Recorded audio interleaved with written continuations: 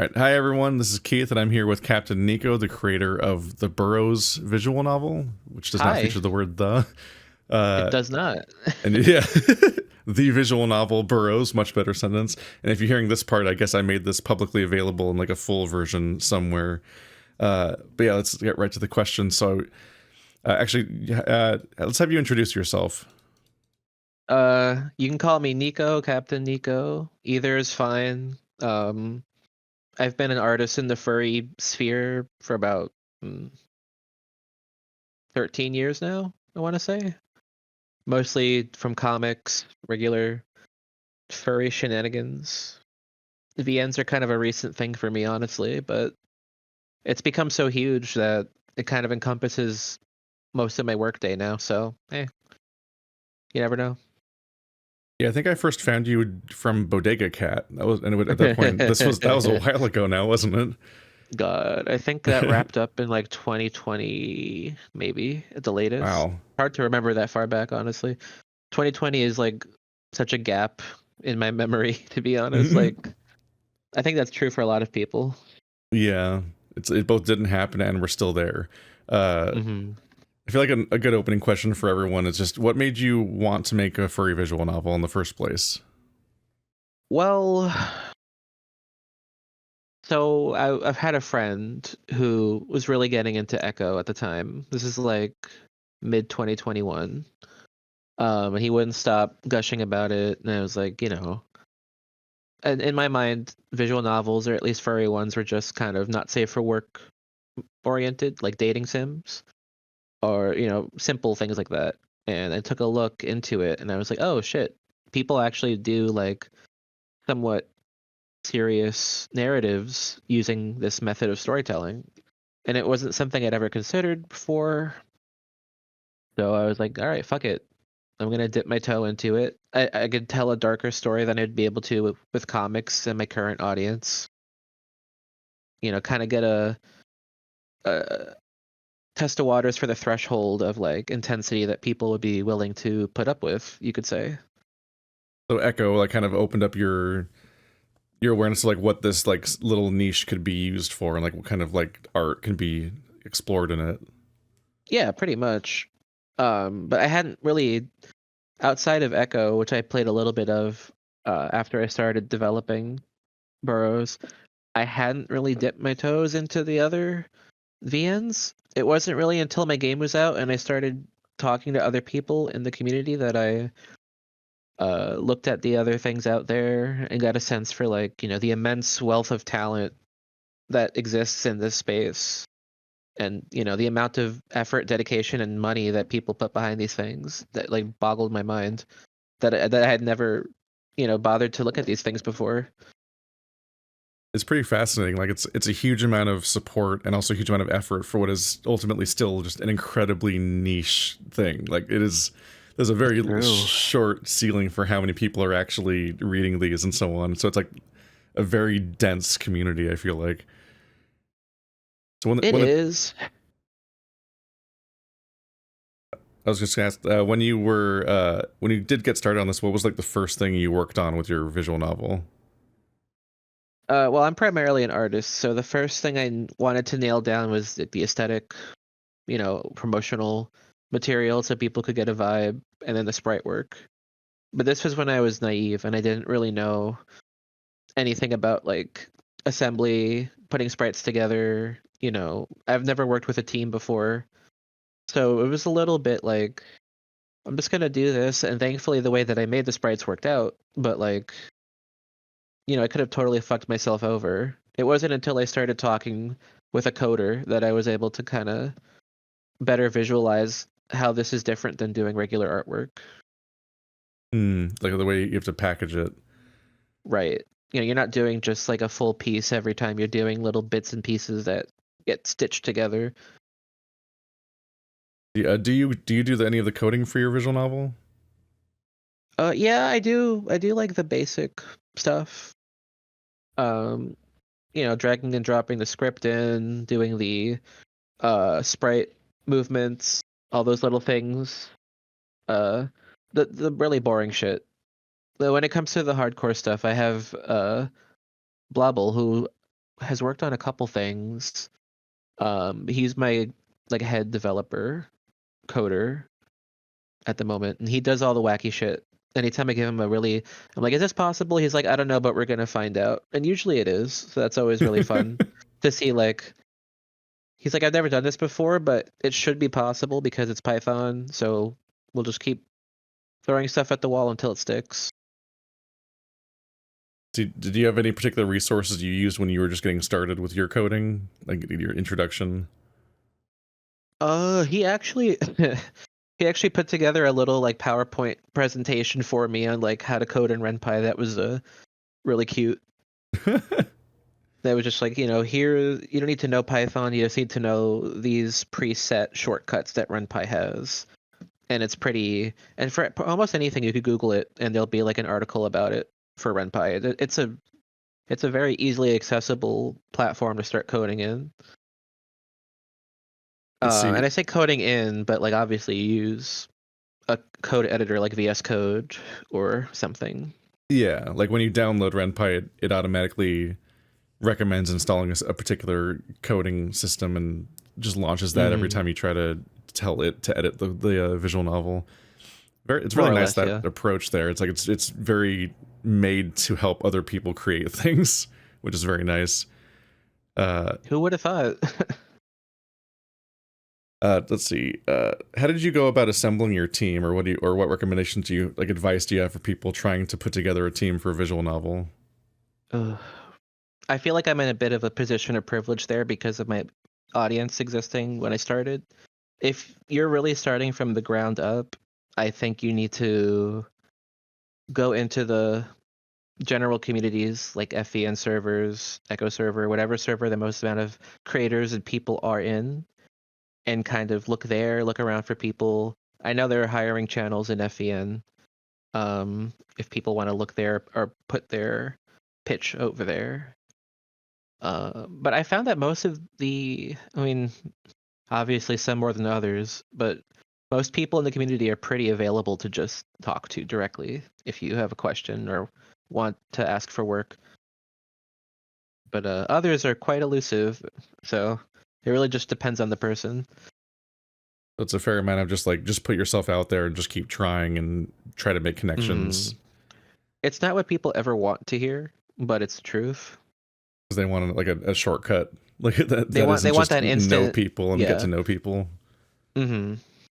They want that, like, oh hey, you worked with this person, can you give me Hallie's like phone number? It's like, some ridiculous, like, you have no online presence, you've never done this before, but you want to immediately jump and work with the best of the best. And I think you really have to kind of slow your roll and really, really plan out your process.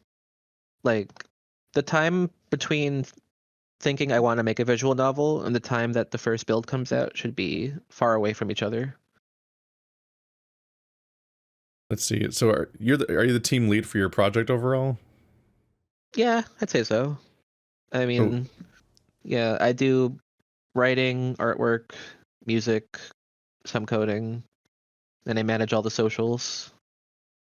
I'm wondering what has that experience been like? What's it like to have to delegate, find talent for specific things, or like anything that involves like you coordinating with other people to make the project go? For me specifically, it's difficult because I'm a little bit of a perfectionist, and a little bit controlling when it comes to like my work because I consider it my baby. So putting that trust in someone else to like get something done on time or do something the way I wanted them to do it or get back to me, communicate.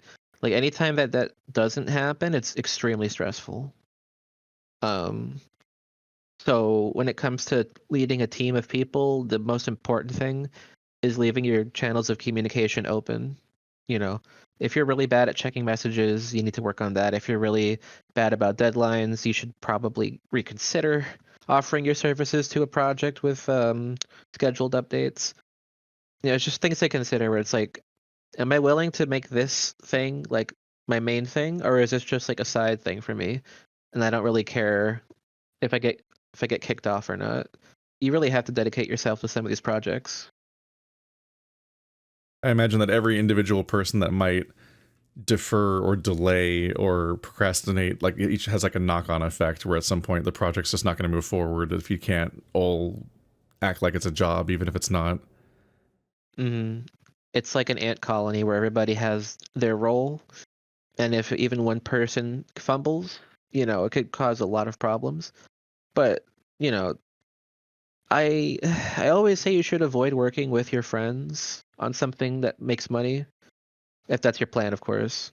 Just because having that added, like, this is my livelihood or income, can really turn a little problem into a super stressful one that could test the limits of your friendship. So I recommend working with people who are like your peers, but not necessarily your best friend. I guess on that related topic, which part of the production cycle would you say is the like the final thing that's always holding back each build from being finished? Like the last thing that always like the rest of the project's kind of like waiting for. Probably just the more advanced coding things. Like, I don't want to spoil anything about my game, but like, let's say there's like a segment that has music synced up to images, and the way that Renpy works is that you'd have to pre-plan exactly how long that segment will take to like the millisecond, put that ahead of time, and then set all of these images to flag and delay at the exact time you want, and that could take a whole day just to get that one thing sorted. And if you leave that right to the end and you're like, well, I want this update out by tomorrow, but it's just not logistically possible, and that can get frustrating. So anything that involves like more than letters on the screen and characters talking to each other is going to take time. Let's see here. Do you use any free assets for your game? Uh, the only free assets I use are, I believe, Watson's text tags that he made freely available. For like glitchy text or like text that wobbles up and down, stuff like that. That's all free and on his itch page. Everything else has been pretty much either sourced and edited by me or made from scratch. All right. Yeah, I definitely want to keep asking everyone that because I want to like try to compile a list of assets for everybody that are Mm. available. Uh, let's see. This is actually a big one for a lot of people. It seems is how do you maintain the motivation to keep working on your project and not dropping it, not uh, letting it just be an idea in your head that's too perfect to ever actually like craft and so on. Uh, well, I'm a pretty self-motivated person, but there are times when it's like I'm in development hell and it'd be like, oh, I wish I could be working on anything else right now. But one, I know that the game is important to a lot of people, and that, aside from the people who just play it for the not safe for work or have a shallow enjoyment of it, I know that a lot of people are like very attached to it. And I'm attached to my own characters as well. So I would feel more guilty kind of dropping them and like never fully exploring those stories than it would be like taking pleasure in taking a long break or putting it down on a hiatus. So it's a little bit of like self motivation, a little bit of self guilt. It's not the super healthiest coping mechanism, but it does work. And I guess a bit of like you're kind of building off the energy of your own audience's investment, and also you kind of want to see like where your own stories are going to go, and you want to see it through.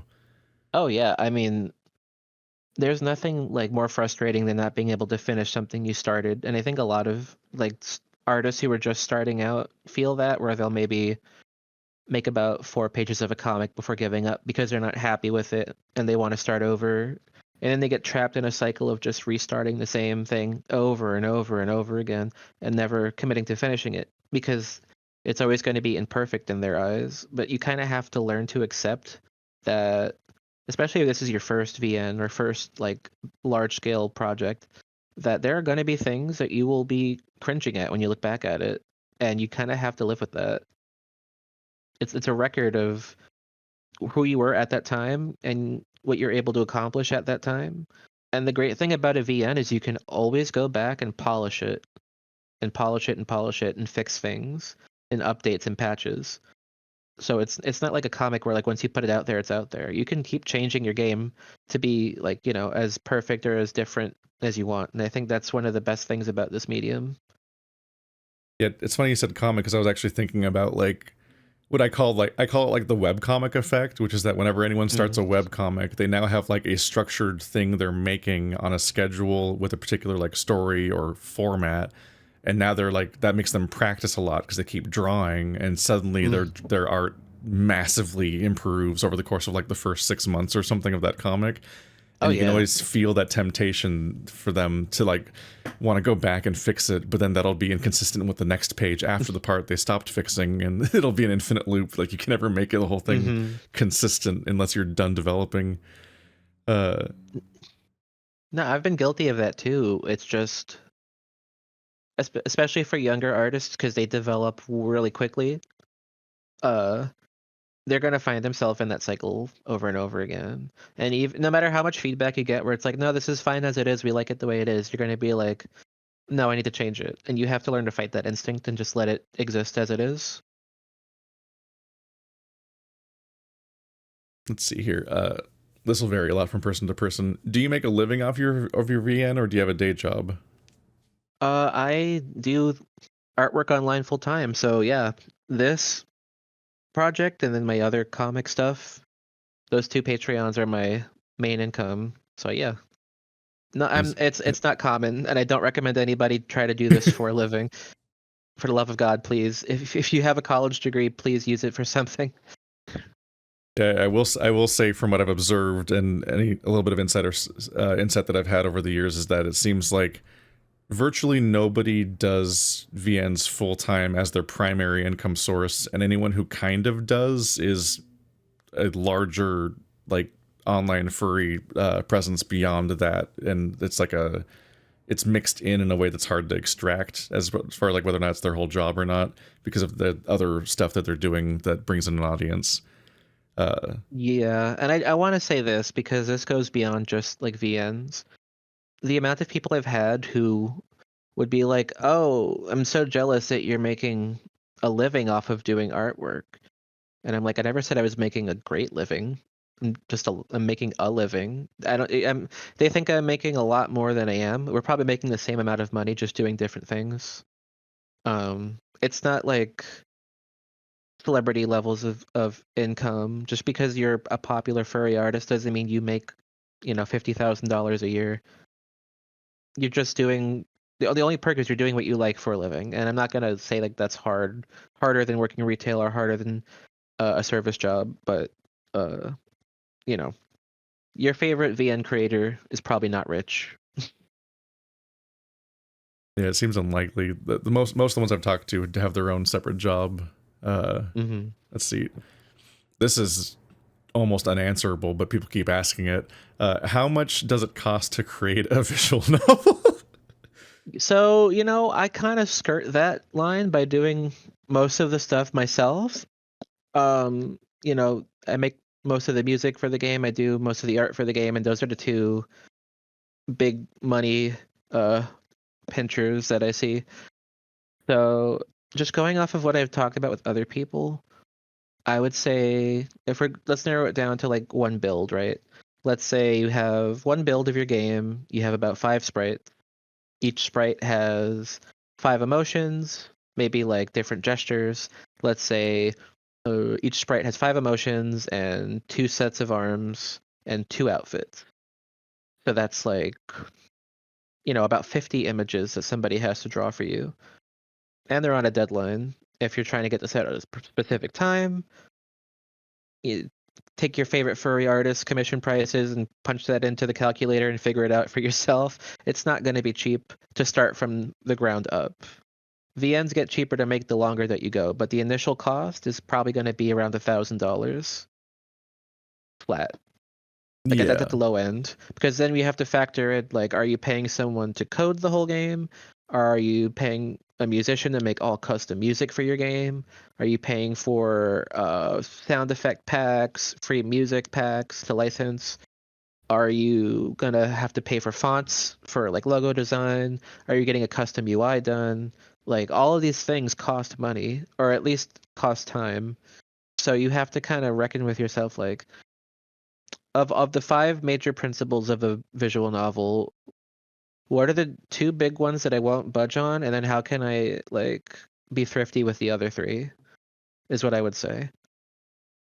It's like which part is important to the project? What can you Yeah. do for yourself versus what you need to commission or bring somebody on for? And then what are Hmm. you going to maybe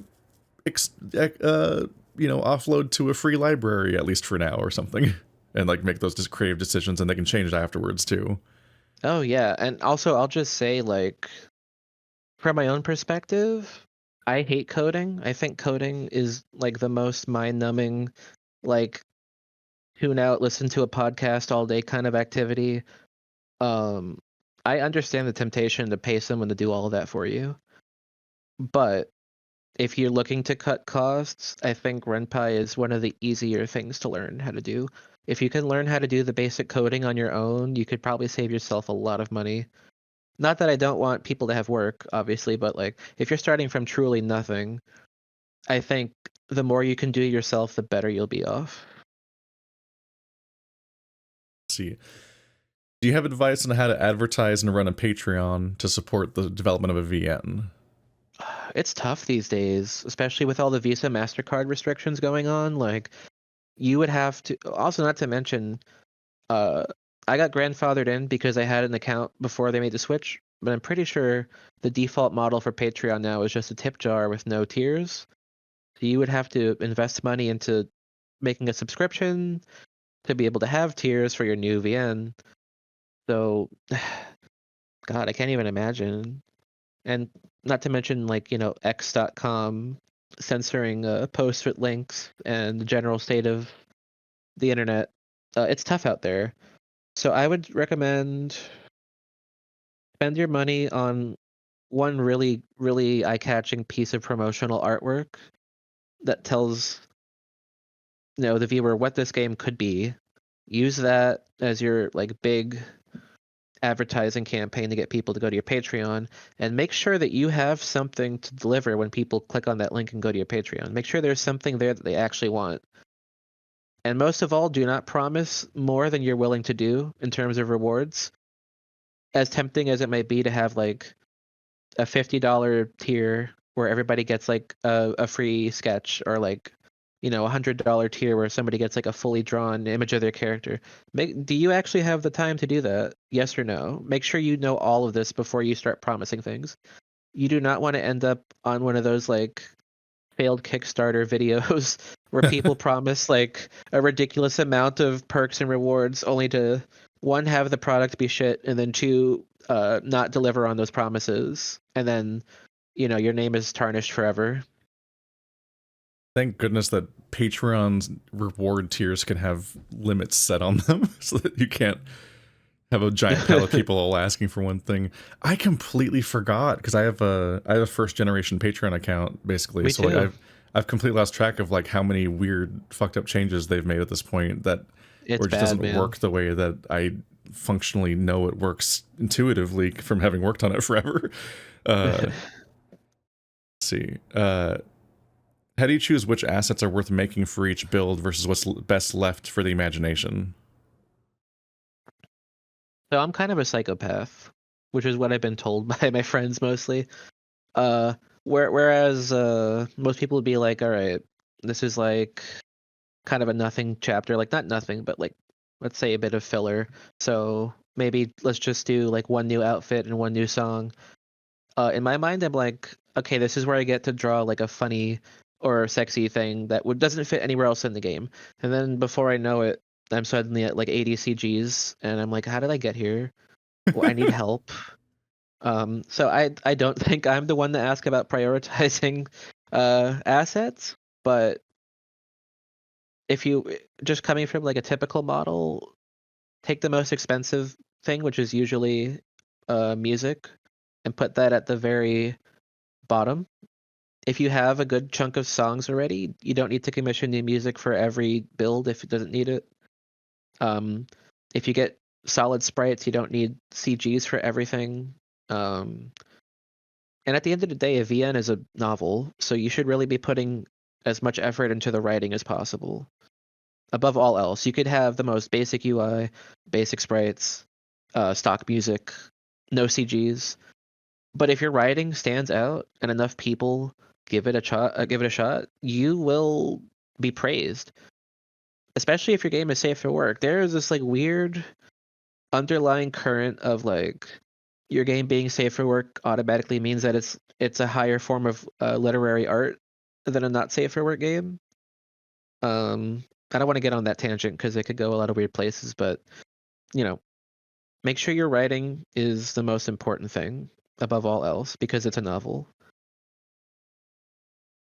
Yeah, I've definitely seen the back and forth on some of that stuff. It gets very messy very quickly. Oh yeah.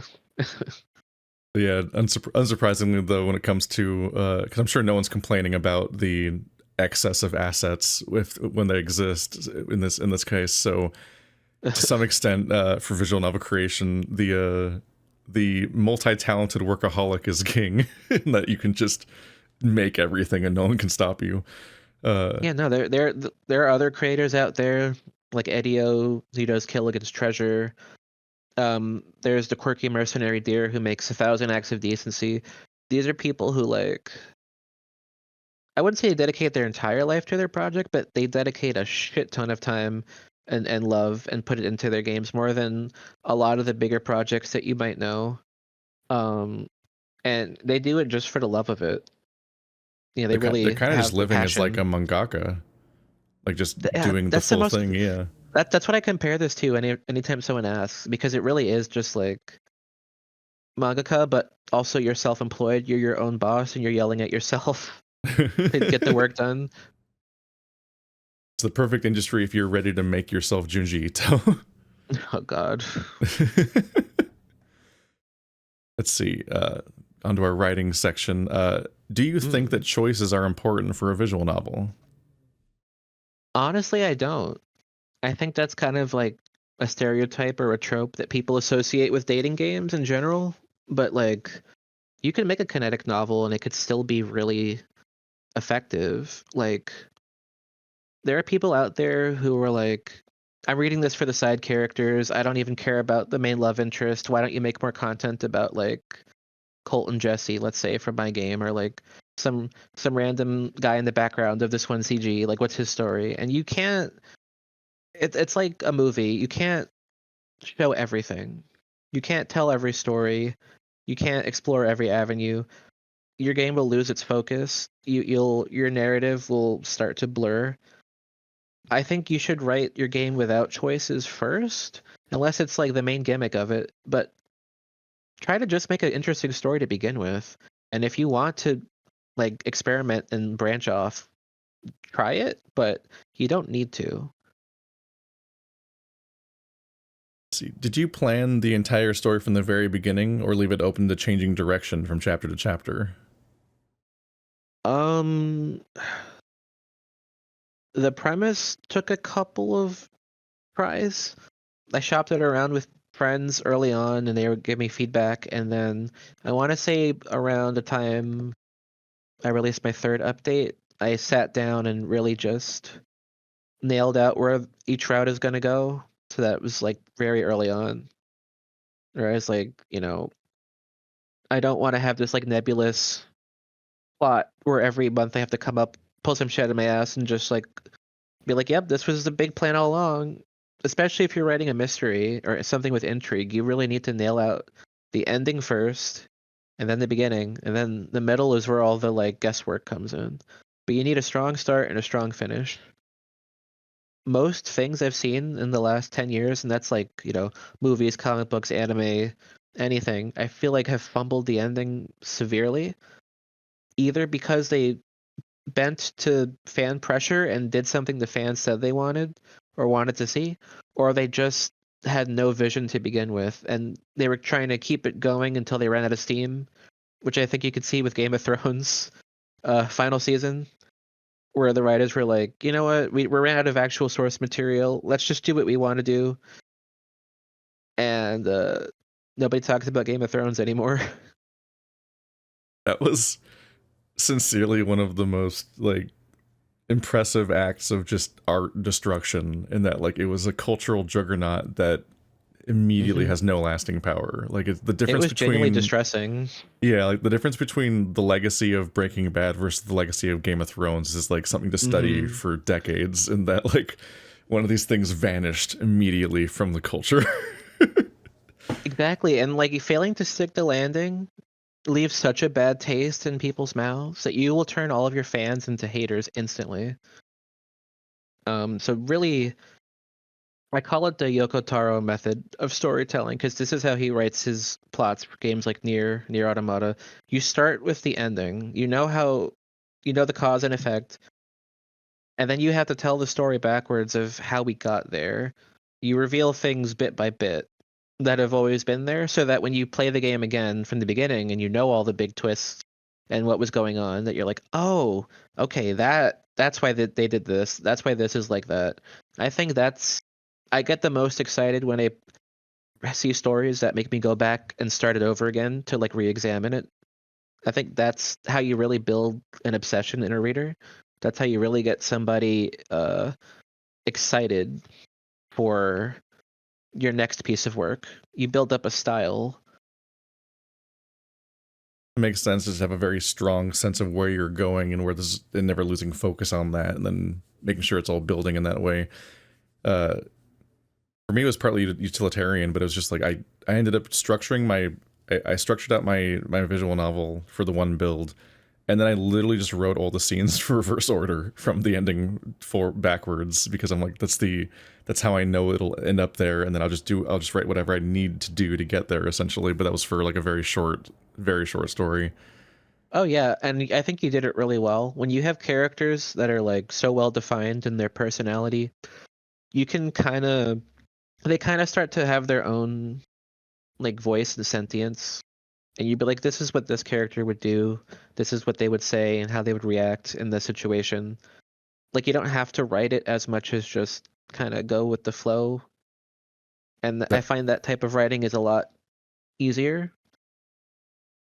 that was legitimately my cheat code. Was just that like I realized, oh, the beginning is going to be them all interacting, and I'm like, I don't know what they sound like yet. I don't know what their voice is. So I wrote their individual endings where they're alone first to find the Mm. characters, and then was like, okay, now I'll write the scenes where two of them are together, and then finally at the very end was like, okay, how do I now? I have to juggle four of them at once, but I've like dealt with them at this point, and that was my only solution I had for crunching the whole story out in a week. Uh, No, that's a smart way to do it because you end up with memorable characters and like I I find that the beginning is the hardest part for most people of writing a story. So if you can nail the characters' personalities towards the end and then go back to the beginning and it's like, oh, well, this is a piece of cake. Now that I've spent a lot of time with these characters, I know exactly how to write this out. see, this one's a little hard to ask format wise. Do you think the Patreon model affects your storytelling, both because like you have to an audience to maintain, and like also from like just the aspect of like needing to release chapters, so you need to like each part of your production you need to stop periodically to then fully package into a product and then start again afterwards, and like there's a gap before we can get back to Uh, elements of the project. I don't think it's Patreon specifically so much as like the expectation of people constantly asking like there are times where I've put out an update and a week later they're like, all right, I read this, when's the next one? People, I'm not going to say all readers, but the majority of people who read these things, it's like a potato chip where they eat it and they love it and then they forget all about it and they move on to the next thing. So there is a bit of pressure to put things out quickly. Patreon wise, of course, you want to retain patrons, so you want to keep giving them things that make them stay. You want to keep your promises. Um, but life is unpredictable, you know. You might end up in a situation where you can't work on your game for a month. You might end up, with a tech fail, broken computer, injury, sickness, something happening with a family member that you can't control. And these people on the internet only see a little bit of your life that you choose to show them. Um, so I think in that case, it's best to like keep everything really professional and brief on Patreon, and even like as a creator, like with your fans. I'm not a great example of that, but keep everybody at a distance, because there will be times where you need to step away and take a break and like find yourself again to work on your project, and you don't need the pressure of people like nagging you for the next update, or like financial stress looming over you. You kind of need to give yourself that freedom to take a break when you need to take a break, even if it scares you that you might lose some money. Because forcing yourself to work on something when you're not feeling it will, one, produce bad work, two, make you resent the work, and three, you're gonna burn out at some point, and that is something all creators want to avoid, is burnout. See, have you ever had to abandon ideas that you previously thought were important to the story? My editor is really good at culling me when it comes to stuff like that, because uh, I'll show him like hey, this is what I want to do for this scene, and he'll be like, Nico, your build has 3 sex scenes in it already. Do you really need this in here? And I'll be like, well, I mean, I guess I could move it somewhere else, or just in general. There are times where I wanted to reveal information maybe sooner rather than later, and after talking with my editor, he's like, all right, this is too important to drop in like build 3. It's like a build 6 or 7 or 8 drop. So I don't completely scrap stuff so much as move it around. And anything that I can't use for this project, I can always keep for something else. I don't think there's really any bad ideas. There's just like, is this the right idea for what I'm doing right now? Or should I save it? Where do you go for feedback on your story, and do you ever revise chapters of the story you've already released? Well, I don't go on Reddit, that's for fucking sure. Uh, Besides my editor, I usually, once my build is done, me and a group of close friends will go play it in a private server and run through it, catch typos. I'll get their feedback on things, and your fans are obviously an essential part of your readership, but I don't think they necessarily always have the game as a whole's best intention in mind when they're giving feedback. A lot of it is like, well, I want this game to be made more for me, which isn't helpful. You should get feedback from people who either know you really well or are in the same field as you, make the same type of content as you. I think they're going to be a little more, uh, or a little less subjective. They're going to give you advice that you could actually use. So I would say, like, go to a friend instead of your fans, or looking in any servers for people talking about your game, because you're gonna end up just focusing on negative stuff and ignoring all the positive stuff.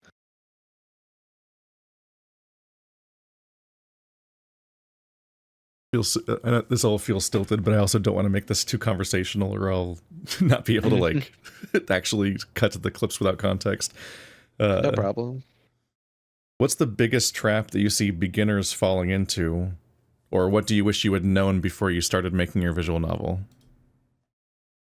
Uh, the biggest problem is probably like the ambition that some people have for their first project, where their models are like the big ones. Their models are like Adastra, Remember the Flowers, Echo, like huge games with, huge amounts of talent behind them that ran for years and years. And they're like, okay, bet I want to do that. Except I've never done it before. And then they make one build and it doesn't get the immediate like fanfare that they want. And then they give up because they didn't get that like that instant gratification and acceptance into the community. Um, I would suggest like if you've never made a VN before, instead of jumping straight into your magnum opus, make a short story. You could enter a game jam. You could just do a collaborative thing with someone else. Like, you don't have to make your own game to learn about a VN. You could work with someone else on their game. You could just shadow somebody as they work and pick up skills before you start on something big. So my biggest advice would be to start small. Um, and then when you feel confident in your ability to deliver a product, because not only is it like a lot of work up front, but then you're committed to that project for years. I don't think people realize how long these games typically take to completely finish. Um, are you ready to commit the next 4 or 5 years of your entire life to keeping up with a VN that might never make you money? That might only be like a niche game that a couple people enjoy. Is that something that you're ready to accept? These are the questions you should ask yourself before you jump into it. Because if you start this with the wrong motivation in your heart, you are going to be bitter when you don't achieve immediate success. And that is a universal working on the internet problem. Like, Oh yeah. as a YouTuber, that's the YouTuber problem of like everybody seeing popular YouTubers and it being almost hard to find a YouTuber that's not popular because of how the algorithm works. Meaning, you then think, oh, this is easy, and you just do that. You just do what they're doing, and then you try to do what they're doing, and then you upload a video that no one clicks on because that's not. You both don't see the 10 years of build up to how they got the platform they have, and you don't see the massive graveyard of all the dead channels just like there's all around them that are also trying to do that thing. Because like when there's a low barrier to entry, there's also a huge percentage of people that don't get anywhere if they just want results. Also, And a I think game this. jam, you say, like one in February? Well, no, I'm not here to chill. Don't worry. But I think this also kind of extends beyond just the VN sphere. Because as an artist, I get a little salty when I see like a 20-year-old on Twitter whose art is like better than mine, and they're doing it for fun, and they're like still learning, so I know they're going to get even better. And then I'm over here at 30, like, oh, okay. When I was 20, I could barely draw a straight line. So no matter who you are, how good you are at your thing, there will always be somebody younger, better at it than you, who will achieve more success than you, and you need to be at peace with that. Comparison And is always a trap, like both yeah, in and terms you of need to. talent and results, like as far as like Yeah, financial or following no, results. it's a bitter poison. You need to be at peace with the fact that you can only do what you can do right now, and you know, uh, life is long, and you will have a lot of time to explore everything you want to do. Do not feel like you need to rush just because you see people around you achieving success. Because if you rush and you take shortcuts, it will all backfire on you. Everybody grows at different rates. Everybody's good at different things. Figure out what you're good at, and if you want to be good at something that you're not great at yet, then put the work in. All right, so we're more or less done. So the last question is basically just, is there anything about making visual novels, anything that's advice, or just anything you want to say about the state of this niche or anything like that, that you just like any advice you think we didn't get to that you'd love to say, or any soapbox you want to get on about visual novels in general? All right. Don't try to make Echo 2. Don't try to make Adastra 4, 5, and 6. Don't try to make your own game. Take an idea that you have, take your own characters, make something that you like. Do not try to jump on the success of something, even if you're inspired by it. Like, you will inevitably end up copying it or making a worse version of it. Use your own ideas. Make something that comes from the heart. Don't do something just to be popular. Um, yeah, just do it genuinely and honestly. Don't do it for fame or attention. If you're not doing it for yourself, you're probably not going to actually do it. Nope. You're gonna make one build and it's not gonna get Adastra numbers, and you're gonna cry and delete your account. Well, all right, Captain Nico, thanks for coming by. It's been a pleasure talking to you. Yeah, thank you for having me, man.